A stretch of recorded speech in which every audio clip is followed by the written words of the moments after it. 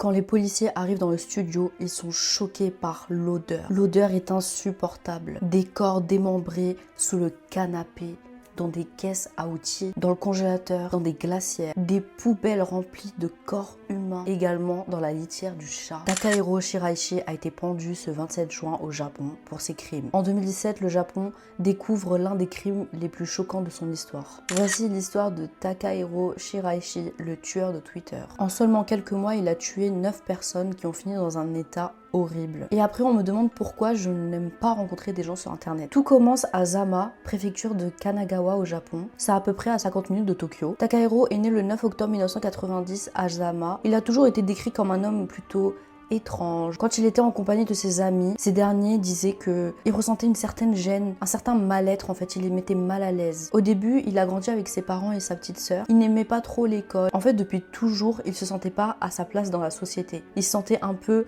isolé, à part, et même s'il avait des amis, comme je vous ai dit, il était trop bizarre en fait. Il était aussi connu pour être très nerveux. Par exemple, quand il jouait aux jeux vidéo, il frappait tout le temps contre le mur. Carrément, il y avait un trou à côté de sa console dans sa chambre, dans le mur en fait, tellement il tapait tout le temps. Et même ses anciens amis disaient que dès qu'on lui disait non ou quelque chose n'allait pas dans son sens, il pétait très vite un câble, il était vraiment très nerveux et d'ailleurs c'est pour ça qu'il gardait pas trop d'amis en fait. Quand il arrive au lycée, il se fait de nouveaux amis, il est même inscrit dans des clubs de sport et tout, mais comme je vous ai dit, il n'arrive pas à les garder parce que il est trop bizarre comme mec. Sur le plan amoureux, il a même réussi à avoir une petite amie au lycée, mais ça n'a pas duré longtemps parce qu'il était décrit comme étant lugubre. Mais aussi malheureusement à cette période-là, ses parents ont divorcé. Sa mère est partie avec sa petite sœur et par la suite elle a coupé les ponts avec lui et son mari, enfin son ex-mari. Donc il n'avait pas trop contact avec sa maman. D'une autre part, il s'est très rapproché de son père, ils avaient vraiment une bonne relation plutôt fusionnelle. Mais sa relation plutôt solide avec son père ne suffit pas parce que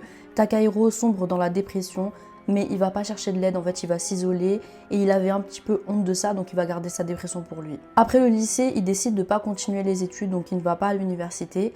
En fait lui, il voulait absolument gagner de l'argent vraiment le plus rapidement possible. Au début, il commence à faire des petits boulots par-ci par-là, mais pour lui c'était pas assez. En fait il n'arrivait pas à remonter la pente. Si vous voulez, dans sa tête tout était sombre, il avait une sale image de lui. Pour lui en fait en gros c'était littéralement un déchet de la société. Il était persuadé qu'il allait avoir une vie misérable, qu'il sera pauvre toute sa vie.